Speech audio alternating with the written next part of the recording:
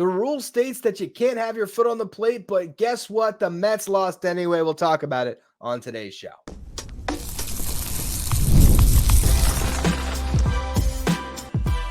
You are Locked On Mets, your daily New York Mets podcast. Part of the Locked On Podcast Network, your team every day. Hello to all you amazing Mets fans. You're watching Locked On Mets, part of the Locked On Podcast Network, your team every day. I'm your host, Ryan Finkelstein. If you want to find any of my work, follow me on X at Finkelstein Ryan. You can also find semi-writing at justbaseball.com, where I work as the managing editor.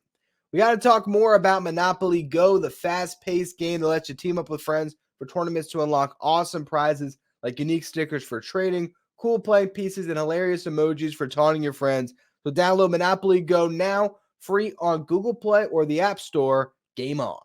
Now, we had a ridiculous ending to the Mets game on Wednesday night. We got to jump right there. We'll talk about Shota Imanaga and Jose Butto, but the Mets were trailing 1-0 in the ninth inning.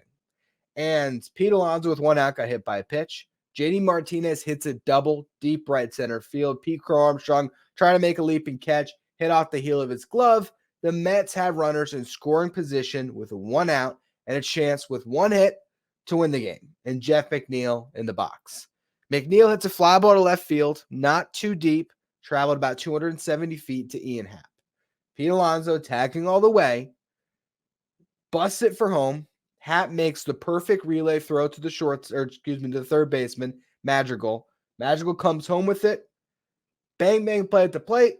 It seemed like Alonso beat the throw. He was called out, but Mendoza was hot because the catcher was standing on home plate. Now, one of the most confusing rules in Major League Baseball is all of the blocking rules. Now they have blocking at second base. That's an issue, or blocking at all the bases. That has been added in this year. And then there's been the constant confusion around the home plate rule.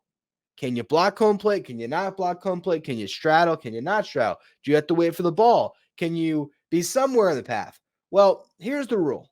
Here's what the rule says, letter of the law. This is word for word.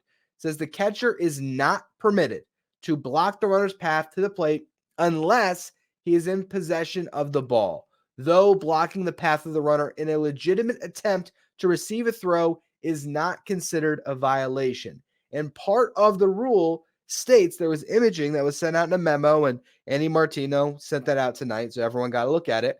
Part of what the rule says is that a catcher cannot straddle the plate, and they cannot have their foot on the plate or on the line.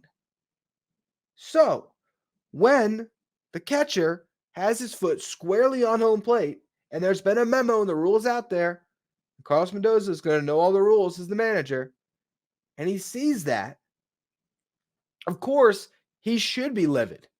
Because by the letter of the law, by the wording of the rule, Pete Alonso should have been ruled safe, and it should have been a blocking violation. Now, here's what the replay center said. After viewing all relevant angles, the replay official definitively determined that no violation of the home plate collision rule occurred. The catcher's initial setup was legal, and he moved into the lane in reaction to the trajectory of the incoming throw. The call is confirmed as it is not a violation. Now, first of all, moving by the trajectory of the throw was on line. But he didn't move at all for the throw. He caught the ball, and then he dropped his knee, which is fine if he wasn't standing on the plate. If he was standing off to the plate, caught the ball, dropped down. If he was standing behind the plate, dropped up. He was standing on the plate. Now, if you want to argue, and I'm sure if a Cubs fan's watching this, they'll say, he had a path to the plate. You know, what are you talking about? You're being crazy. And I'm sure that's what non-Mets fans might say, right? That there was a path there, and there was. He gave Alonso a little bit on the front of the plate to go for, and that's where he attempted to slide. But do you think, let's just think about how he came in. For those of you who want to say that this did not impact Alonso's slide, what happened? Alonso beats the throw, but his hand hits early on the plate, comes up, and then comes back down. Why do you think that why do you think his hand maybe hit early? You think Alonso saw that the catcher was standing on the plate. He had a little window to go for, and so he started his dive a little bit earlier, try to put his hand down to get it down. And because he only had this tight window to get his hand down, maybe that's why it went down and came up. Just a thought. That literally just came to me right now, honestly. But if you think about it, it actually does make some sense. If the catcher is standing behind the plate or off to the side, and Alonso has a full plate to dive towards, maybe his timing is a little bit better. But regardless, when you looked at the replay review, it still looked like Alonso got his hand up and down at least the same time as the tag finally came down on him. I thought Ty went to the runner. And if it doesn't go to the runner, how about it goes to the runner when a pretty clear violation of what the letter of the rule says it came into effect? From my vantage point, this is one of the rare times where the Mets should be able to protest the game and it actually should come back and it should be validated. Now, will it? No, because we have seen a ridiculous amount of leeway that's been given to the umpires, to replay officials. They never admit they're wrong in any sport, honestly. And if they do, it's the 2-minute report in the NBA and it's, put out in a memo and it's hushed under the rug and you just never really see it, hear of it, or see any implications from it. But in this situation, when you look at the rule that Carlos Mendoza was referencing, a catcher cannot have his foot on the plate. He cannot be standing on the plate. And the guy was clearly standing on the plate before the throw came in. Major League Baseball should review a protest, should say, yeah, I mean, our rule does say that. They should come around to it. And before the Mets play their afternoon game on Thursday, there should be a resume of tonight's game. JD Martinez standing on third base, 2 outs, tie ball game. That's what should happen. Will it? Probably not. But based on the rule, a clear violation of it. And I mean, who's in that replay office? The replay official. It's an unnamed official. We'll never know who it is. Why they made that decision? Did they know the rule? Is there a chance that replay official thought that there was a path? Is there a chance that replay official did not know the home plate collision rule as well as Carlos Mendoza did? And then even you had the umpire, which is crazy to me. The umpire, since it went to review, the umpire couldn't overturn it. But then the umpire, in a great hot mic moment where Mendoza was calling it out on being BS and probably didn't know it was a hot mic situation, he was not as kid-friendly as I just was saying BS. The umpire says, I don't disagree with you. Take it up at the league office. Well, for one, if you didn't disagree with him, you should have caught it on first glance. But hey, they got things wrong. The fact that the umpire seems to seemingly agree, take it up at the league office. It's not our call. It's the replay official's call. How can this mistake kind of go unnoticed here? And yeah, the Mets only scored one run the whole game. Shota Imanaga was great. Did they deserve to win this game? You could say not necessarily, but you could also say, hey, look, they hung in there. Jose Butto pitched a gem. The bullpen held up. It was 1-0 going in. They got some rallies going once they finally got into the bullpen. And they did what they had to, and then I didn't. They got runners in scoring position. Jeff McNeil hit a fly ball out there. Pete Alonso busted home. If that catcher isn't standing on home plate, like I said, who knows? Maybe Alonso times his dive better, touches the plate as he did beat the throw, and the Mets have a tie ball game anyway. So to say that he had a lane that didn't impact him, I don't know if I fully buy into that. I do understand that there was a little bit of a lane, but he didn't have a full lane to the plate, and it was not the throw that drew him in there. So I think the Mets got hosed here. I would strongly doubt that MLB will come out and admit that and fix it. But they should. This should be one of the instances where you can protest a game. And I honestly feel like they should resume it on Thursday. 1-1, 9th inning, 2 outs. And I'd love to see Hector Neris. Let's put a camera on him because he acted like an idiot. The way he was smiling and laughing it up when he basically blew the game, but gets a save out of it because of a technicality. I've always hated Neris. Who hasn't, right? He'll always be a Philly. Okay, I think I got that rant out the way. As I mentioned, Imanaga was dominant. We'll talk about that a little bit more, but really I want to focus in on Jose Butto and what he did tonight. And if he's really grabbed a long-term spot in this rotation for the season, because I think he has. I want to go into the numbers of that a little bit. So we'll talk about the starting pitching matchup in just a minute. First, though, today's episode is brought to you by FanDuel. It's playoff time in the NBA and NHL, and baseball's in full swing, which makes it the perfect time to head over to FanDuel to place your bet on every game. Brand new customers are going to get $150 in bonus bets guaranteed. It's $150 win or lose. You can bet on everything from slap shots to home runs, slam dunks, all on an app that is safe, secure, and super easy to use. What are you waiting for? $150 just for signing up and placing a bet. Visit FanDuel.com/lockedon and make your first bet an automatic win. FanDuel, America's #1 sportsbook. Today's episode is also brought to you by Monopoly Go. I'm told I'm a competitive person, and my competitive side loves playing Monopoly Go. I'm sure you've heard of it. It's been downloaded over 150 million times. It's a great twist on classic Monopoly where you play on not one, but hundreds of Monopoly boards in crazy locations, building up amazing cities, bringing you big money. Just like classic Monopoly, you can charge rent on your iconic properties. But unlike classic Monopoly, you can actually rob vaults of riches for yourself. There's leaderboards that'll show you who are the biggest Monopoly tycoons. But it's not just my competitive side that loves it. You also get to team up with friends and people all around the world in time tournaments to earn huge rewards. So get in the game and join your friends. Download Monopoly Go now, free on the App Store or Google Play.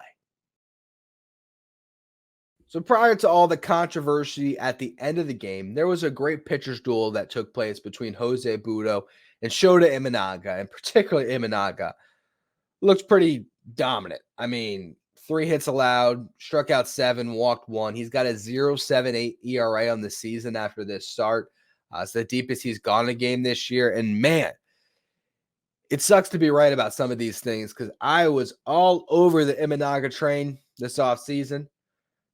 For a while, it was Yamamoto, but when Yamamoto seemed like it wasn't going to happen, I switched gears fully to Imanaga, and I was hoping the Mets would make that pivot. But at this point, as frustrating as it is to see how good he has been, I do wonder if the Mets ever even had a chance with Imanaga. You could say, why didn't they pursue him?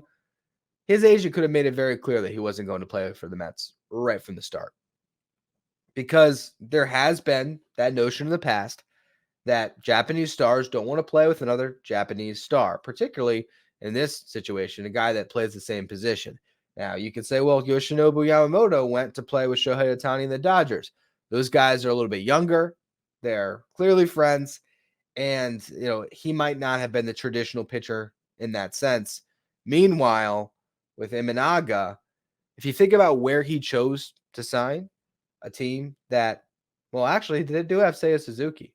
Look at me catching myself.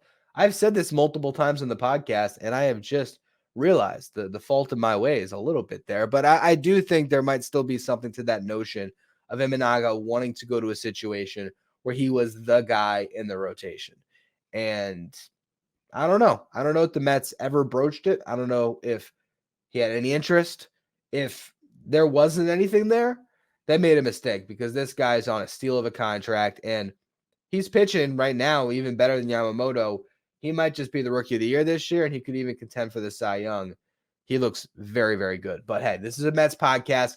Let's focus on the Mets starter that threw the ball really well, and that's Jose Butto. He's been great this season. Okay, you look at what he has done. He's sitting with a 2.57 ERA, a 1.07 WHIP. He has 28 innings pitched in his 5 starts. He's had 3 quality starts where he's gone 6 or more, allowing 3 earned runs or less. And you compare his stats to Sean Manaea, who's gone 29 1/3 in 6 starts. And Butto's got more strikeouts too. Butto's actually got the team leading strikeouts along with Severino, and he's done so with 1 less start and 7 less innings pitched. So when it comes to striking out batters, he has been the best in this Mets rotation. In this start, he was getting whiffs on the changeup again, which is what failed him against the Cardinals. And when that's working for Butto, everything else falls into place. He nearly split up his pitch mix, like on all 4 of his primary offense, pretty much like an even split across the board. His fastball, his changeup, his sinker, and his slider. Walked 2, gave up 4 hits, just 1 run. There was a leadoff double in the 5th by Matt Mervis. That ended up biting him. Sacrifice flies, the 1 run he allows. But 6 strikeouts, you get through 6. That's the only run. He should have won that game. And if you look at his pitch mix prior to the start tonight, and again, he didn't get hit hard, 4 hits. Batters were hitting below 200 and well below 200, honestly, in a lot of his offerings, but below 200 on all 4 of his pitches. The expected batting average against his fastball was 169. He was getting whiffs on his fastball at a 34% clip. Granted, he only got 2 whiffs on 12 swings today, so that whiff rate's going to go down, as will the whiff rate on his slider. But that's despite the fact that he got whiffs on half of the sliders he threw that got swings today. 6 whiffs, 12 pitches. But his whiff rate prior to tonight on the slider was 63.2%. And they put a graphic up during the game that his whiff rate on his breaking pitches was the best in baseball among a certain amount of minimum pitches. So Jose Butto has been fantastic this year. Yes, he gave up 4 against the Cardinals, but he still got through 5 2/3. Yes, he got knocked down the 5th inning against the Dodgers, but he only gave up a couple of runs. And then his other 3 starts have been spectacular. So to me, Jose Butto's spot in this rotation should be on very solid ground. I understand Tyler McGill is coming back soon. David Peterson and Kodai Senga can return on May 27th. But even with all that, Butto should have a spot in this rotation until he starts to falter. Tyler McGill and David Peterson have options. You could send either of them to Syracuse. You could pitch one of them out of the bullpen, particularly David Peterson, I think would thrive out of the bullpen, quite honestly. Not that you would necessarily want him to forever be a reliever, but in a role similar to what we saw for him in stretches of 2022, where he could give you some bulk out of the pen, I think that would be a very nice addition for the Mets. Adrian Houser, we're going to talk about in the next segment. He might be on his way out soon. And there's no way you can value Houser over Butto. You just can't. Houser is a free agent after this year. He has not pitched well. Butto, you have him under team control until 2030. Sean Manaea. Right now, if you had to tell me which one should be moved to the bullpen, Butto or Manaea, I'd say Manaea. He succeeded in that swingman role where he was more out of the bullpen with the Giants last year. And yes, he has an option for next year on his contract. But again, Jose Butto should be more of a pitcher you prioritize when you're thinking long term. There's a lot of options that the Mets have with their rotation. But the fact that Jose Butto has 6 full years of control, he's pitching this well, at this point, you cannot yank him from the rotation for some other guy to come in, some injured pitcher to replace him. Now, if Jose Butto comes down to earth and he has a couple bad starts, sure. But if he's pitching to a sub-3 ERA and he's striking out more than a batter per inning, he's got a 4-pitch mix that's working for you, and he's giving you length in a rotation that's not getting a lot of that, I think you got to keep him right where he is, because the Mets might have a pitcher that can be in that number 4 spot in their rotation for 5+ years here. And for a franchise, that is invaluable when it comes to development and what that means for that moving forward. So I hope Jose Butto gets a full year of this rotation. He continues to pitch this way, because he is a guy that we weren't talking about that much coming into the year, but he has certainly made us all take notice of what he has with the way he has pitched in this run that he's gotten in the rotation to start the season. Will Adrian Houser be out of the rotation tomorrow, or after tomorrow, I should say? That's where we're going to close the show. And also, of course, talking about the potential promotion of Christian Scott. So we'll get to all that in just a minute. First up, today's episode is brought to you by Prize Picks. Prize Picks is America's #1 fantasy sports app with more than 3 million members. It is the easiest and most exciting way to get in on the action while you watch your favorite sports and players. You just pick more or less than on 2 or more player stats and watch the winnings roll in.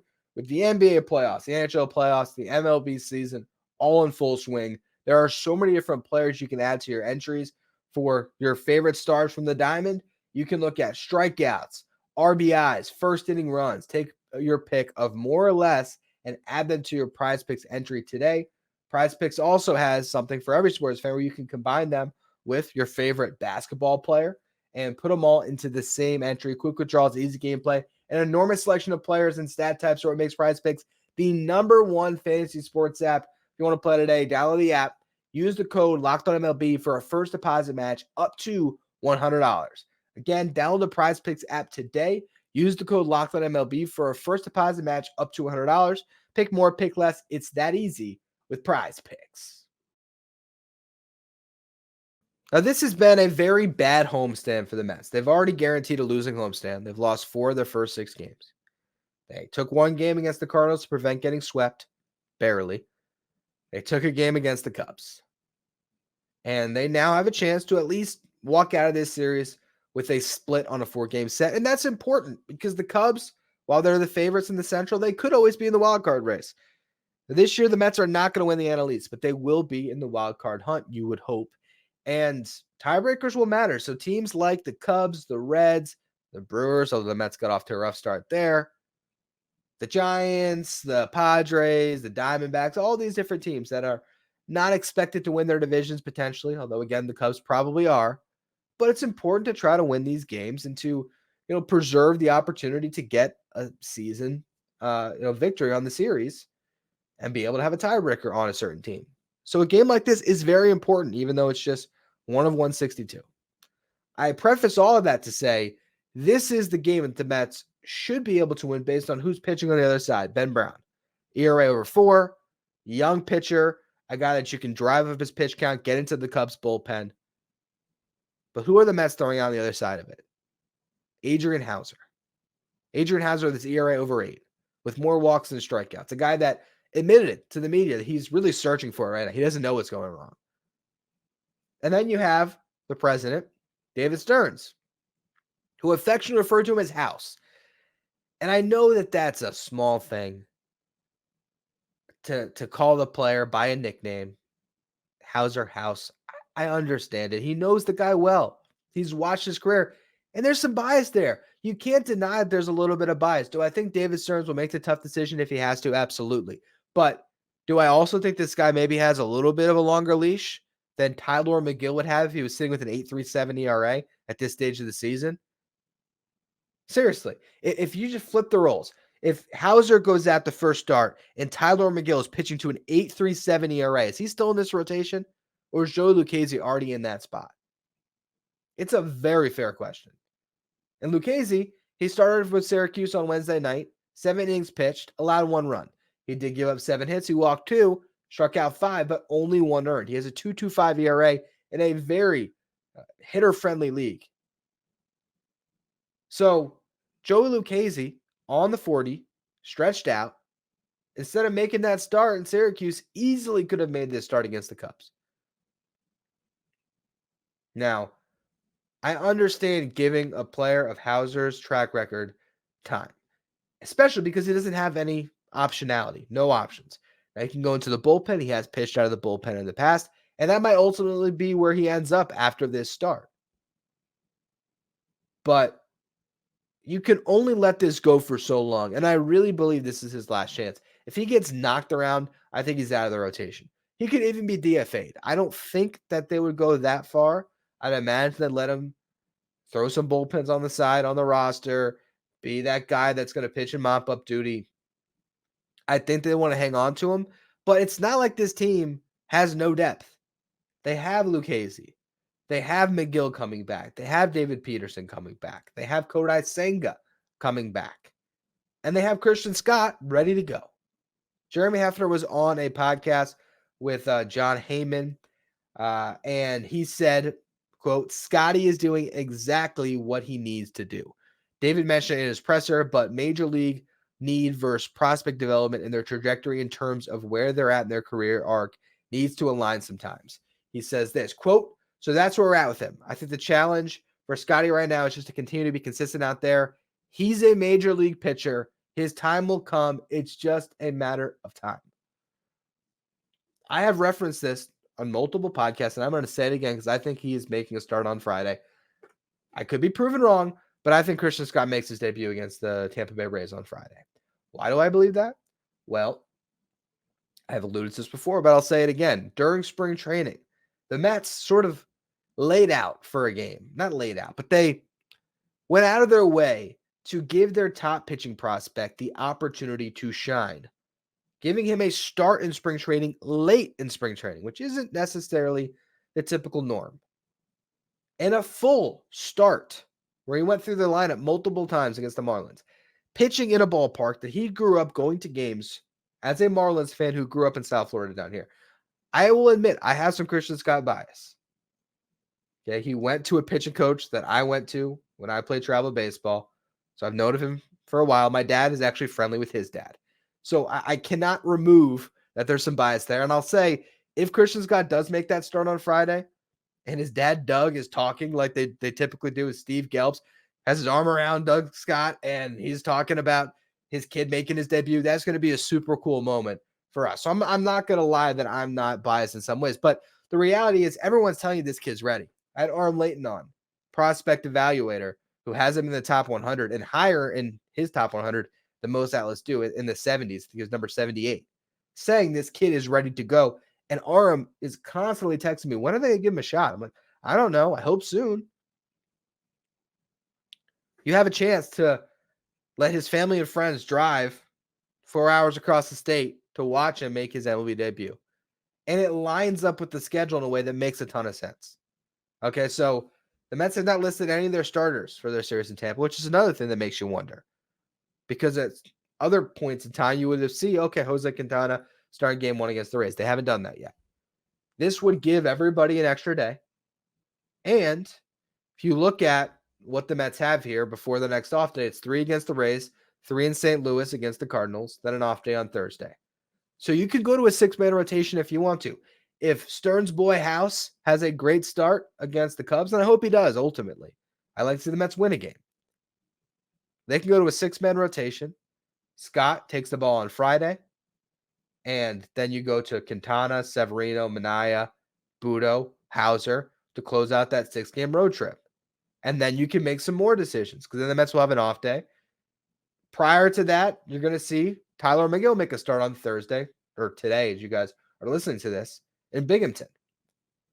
Then he can make another start on regular rest on Tuesday, probably in Syracuse. It seems like they're doing the, high A, double A. They're kind of taking them along the levels. I'm sure David Peterson's next start will probably be in high A, and then he'll be brought along, and then I'll line him up for a May 27th return. They will have these guys coming back, and McGill could be slid into the rotation in Houser's spot if they want to make that decision. And they could go 6-man for a while if they wanted to, because after the off day, they have a 13-game and 13-day stretch where they're going to be playing the Braves, 4 against the Phillies, 3 against the Marlins, 3 against the Guardians. So 10 games against division rivals and 3 games against a really good team in Cleveland. It's gotten off to a great start. So you could go 6-man for that stretch if you want to.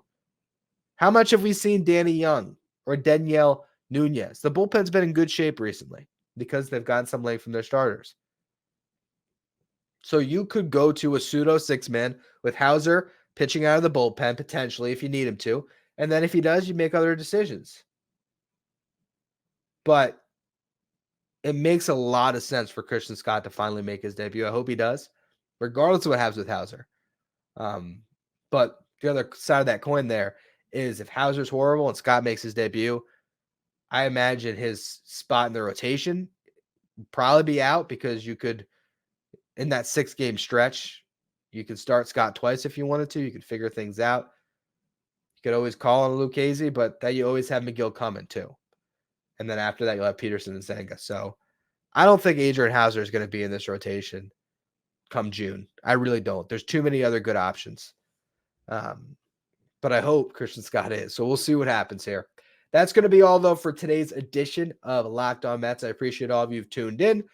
Tomorrow, I'll break down the final game of this Cubs series, preview what lies ahead against the Rays, and get you ready for the weekend with the Friday Farm Report. So make sure you tune into that. If you're listening on the audio side, follow, rate, and review wherever you get your podcast. If you're watching on YouTube, hit that subscribe button. We're trying to make a push to 9,000 subs. So I appreciate all of you who continue to subscribe. You can follow me on X at Finkelstein Ryan. Follow the show at Locked On Mets. If you want to be a Locked On Mets insider and be part of our texting service, find a link in the episode description and go to subtext.com/LockedOnMets.